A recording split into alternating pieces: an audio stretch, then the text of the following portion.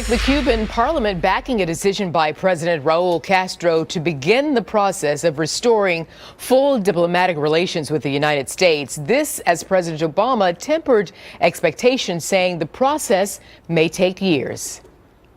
I don't anticipate overnight changes. But what I know deep in my bones is that if you've done the same thing for 50 years and nothing's changed, you should try something different if you want a different outcome. Okay, let's bring in Cal Thomas. He's a syndicated columnist and a Fox News contributor, and Leslie Marshall. She's the host of the Leslie Marshall Show, as well as a Fox News contributor. Good to see both of you. Hi, Arthel. All right. You too, Arthel. Good. Hi. Leslie, I'm going to start with you. So you heard the president saying, look, listen, guys, this may take years to open full relations between the U.S. and Cuba.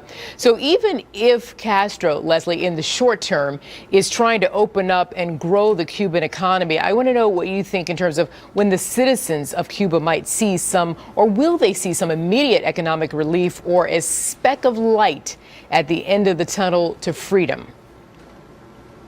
Well, first of all, I used to live in South Florida, and I know a lot of members of the Cuban American community, and they taught me a lot about the Fidel Castro regime. I see a very different regime with Raul Castro. And I see going forward, there's a concern by many Americans, and I think rightly so, that at first the benefit will come to, the military and the politicians and not trickle down to the people. But like the president said, this is a slow process. It will eventually trickle down to the people. Remember, Cuba is hanging on. I mean, when you have a relationship with Venezuela, what it is right now, and in the United States helping them, I think that only helps us in the future to have them, whether it's decades from now, as future allies, and certainly as perhaps, if we lift the embargo in the future, trade partners. We have a trade deficit. They don't have things to export, and they certainly have a lot they could import from the United States, which could create jobs. So right now, will the people benefit at first? Maybe not, but this is not a sprint, it's a marathon, and I think it's a marathon that the president was right to embrace after 5+ decades of nothing happening with the old way of doing things. Let me bring Cal in there, because of course, Leslie just referenced the U.S. economic embargo. Right. As you know, Cal, imposed on Cuba, and it's been the law for 18 years, and it's going to require congressional action to end it. So here's my question. When you're talking about congressional action and the president, how does that temper the president's efforts? And also, what should Congress ask for in return? Well, first, Arthel, this is going to surprise a lot of people, but I actually agree with the president on this one. So save that soundbite. You may not hear that again for the next 2 years. The rationale when John Kennedy signed the initial embargo against Cuba, if you go back and read the document in 1962, it was because of Cuba's close relationship with the Soviet Union. Well, of course, the Soviet Union is no more. And so that is out of the way. And as Leslie just referenced, Venezuela, because of the falling oil prices around the world, is in deep hock as well, so they can't act as the sugar daddy for Cuba anymore. So I think this is an ideal time. Now, I would suggest that the new Republican Congress make this incremental. I think that we ought to demand something of the Castro regime in return for the goodies that we're talking about giving to them. At a very minimum, we should see some repatriation of the 70 fugitives who have hidden out, in some cases for decades in Cuba, including the cop killer of the New Jersey state trooper who escaped from prison in 1979 with the help of the Black Liberation Army and the Weather Underground. Then I think, Raul Castro has promised to ease up on the internet.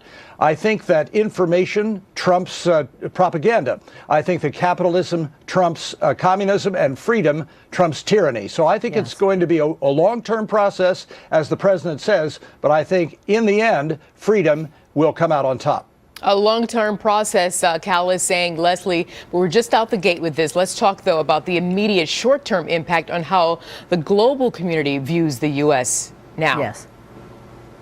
Well, honestly, and this is another soundbite, I agree with Cal Thomas today. No, I do. I agree with almost everything that you just said. That's frightening. It's not just a Christmas present. You're coming my way, Leslie. You're coming my way. No. I know you guys have been trying to flip me for years. It's not happening. But when we look at how the world is viewing us, it's very interesting, because knowing I was talking about this today, and certainly this past week on Fox and on my radio show, the world looks at it as, okay, if we want to build a relationship and improve our economy and have a stronger alliance with a superpower like the United States, they're willing to extend an olive branch if we're willing to play. We've seen, even though some people would say we failed at doing this in the past with Iran, I disagree because, again, it takes a long time. We have a much better working relationship with Iran today and with the new leadership than we had in the past. And, obviously China. I mean, China is a country that has terrible human rights abuses, as does Cuba.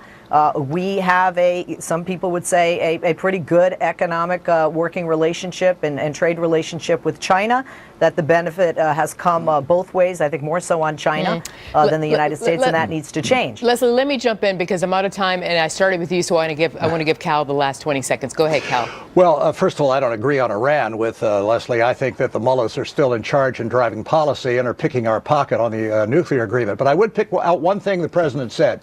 He said if a program hasn't been working for 50 years, then we need to try something else. Okay. I would like to apply that to a whole lot of domestic programs. There's a point, and we have to end on that point. Cal, Tom, Leslie Marshall, thanks to both of you. Thanks, Arthel. All right.